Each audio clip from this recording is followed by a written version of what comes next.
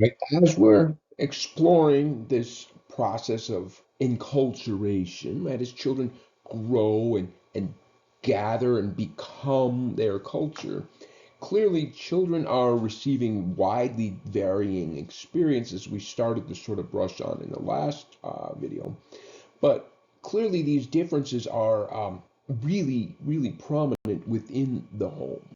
Okay, so here was a fascinating study in which they went to five different cultures here. They went to Germany, Greece, Costa Rica, an Indian rural village, and a rural Cameroonian village.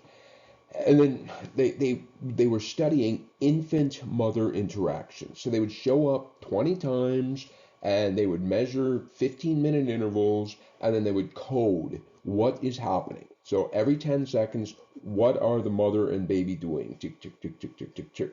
Okay? And so number one, you see that the when they went in there, that the German and the Greek mother-infant interactions, only 25% of the time was there contact between them. So 75% of the time, they're not actually touching. Whereas you see the other three groups, there's quite a significant, especially the Cameroonian group, 100% of the time that they measured them, there was interaction between infant and mother, face-to-face contact. And here we find very interesting is that the Indian mothers are not really spending a lot of time making eye contact, whereas the German and the Greek mothers are. They spend a lot of time looking in this way. Here we find the warm responses. That is, when an infant smiles, how does a mommy respond? These are Z scores, so a negative Z score doesn't, oh, this just means the lowest warmth. But you can see that the Greek mothers were much more likely to respond to a positive, and this is just like operant conditioning. Baby smiles, you give back a response. Good job, baby, I love you. Okay, and so what's happening here is the Gujarati household is sort of discouraging or not encouraging children to express happiness in this way. Here, when infants were crying, oh, I'm distressed. What should I do, mommy? The Costa Rican mothers were just like, I will have you. I will take care of you. I will hold you. So clearly, these infants are being taught, which emotional expressions are rewarded or not rewarded in this scenario. So, in one study, they were measuring about sleeping arrangements and sleeping, how children should be put. Yeah. And so in this example, they had a family. There's a mom and a dad. There is a 3-year-old daughter, a 14-year-old daughter, and then three sons, 8, 15, and 11. And so they asked, an American sample and an Indian sample, how should you in a three-bedroom home put these 7 people? Now, the American samples were pretty straightforward. Almost 100% of the time, one bedroom goes to mom and dad, one bedroom goes to the two girls, and one bedroom goes to the three boys. It was really, I mean, you can see it here on the right. It's almost 100% of the time. And though this was a fairly popular selection by the Indian sample, they did in fact have quite a few other options that they felt was appropriate. Like here in this first example, you should put the mom and dad together in a room with the youngest daughter. You should put the 14-year-old daughter with the 8-year-old son, and then the two older boys go together. Okay? Or here, the other idea that they felt might be acceptable, the father shares a room with the 8-year-old son. The two older boys have a room, and then the mom shares a room with the daughters. What a strange combination in my mind, okay, to me.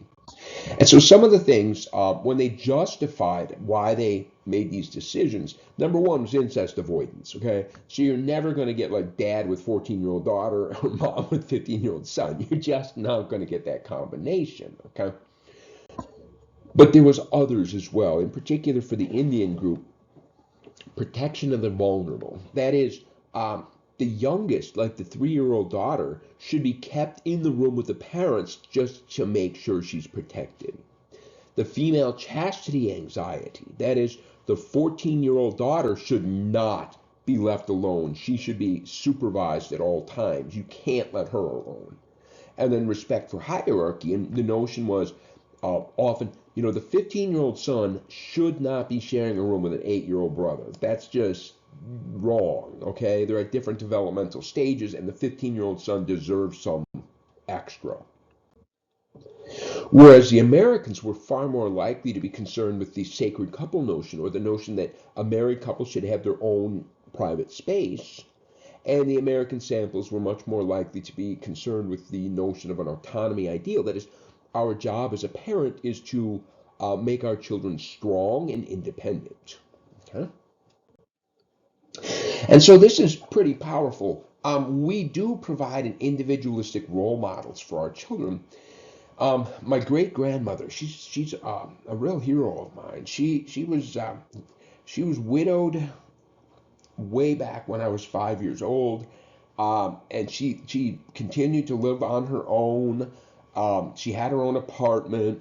She was legally blind, and her knees were shot.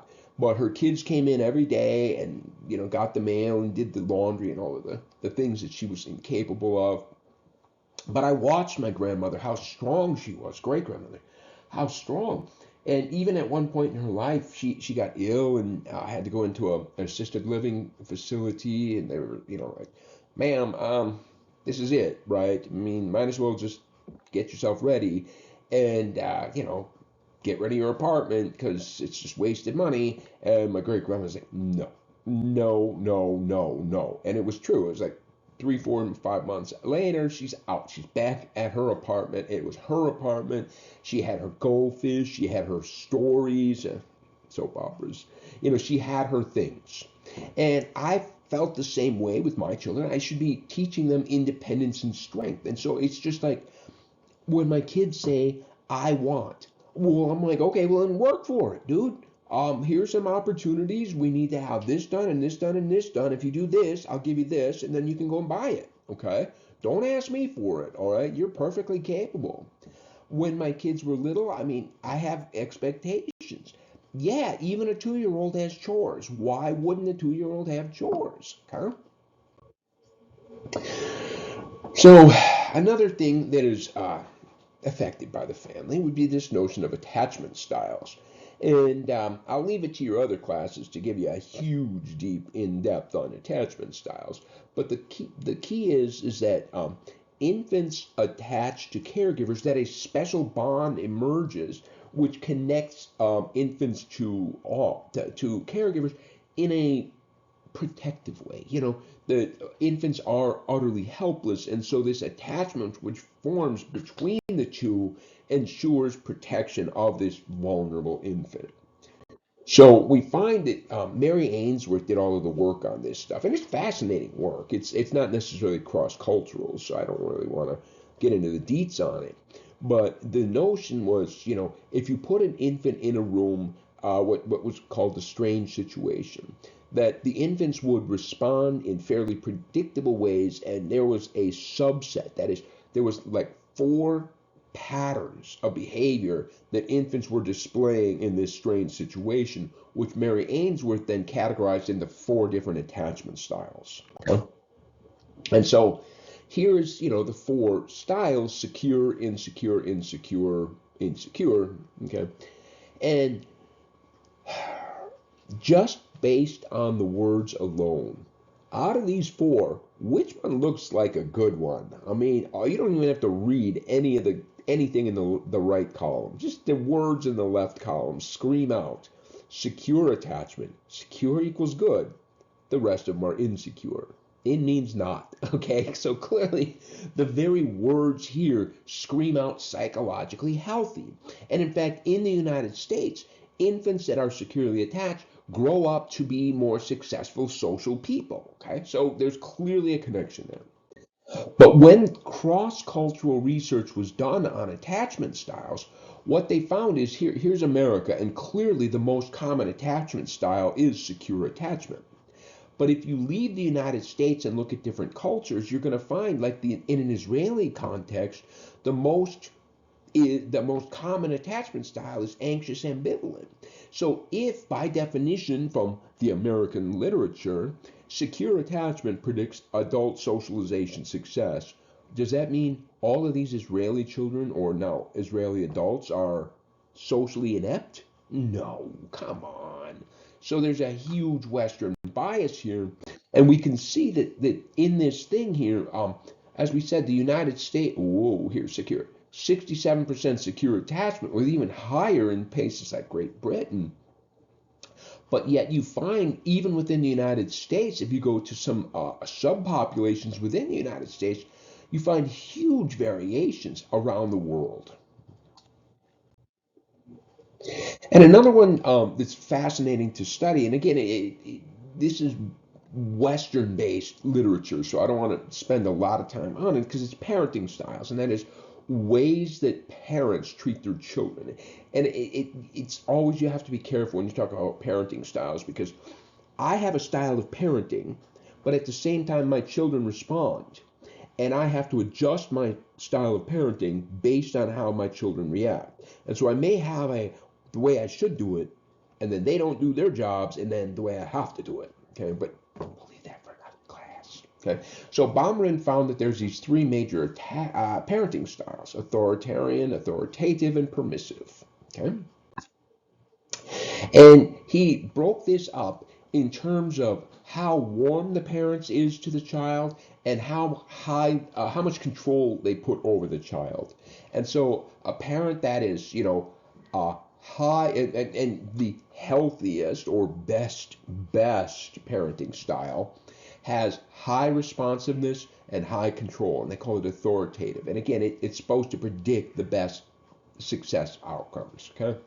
But there's these other ones where you're very warm, but you let the kid do whatever they want, okay? Or your warmth is kind of low, but you rigidly control the child's life. So there's clearly some differences here, okay? And so what we find is that this is just so Western biased because when you look at these different parenting styles in non-Western samples, it just doesn't make sense. So in Asian cultures, they have modified their parenting styles as the child ages. You find they have a style called Zhaozhun training, and authoritarian doesn't really capture it because it's like the parents are not expressing warmth in explicit ways. They may not say I love you to the child, but they'll express this love in other ways. And so it's just a completely different, the parents invest a lot of time, they teach, they guide, the parents are really hands-on. It's just a different world altogether.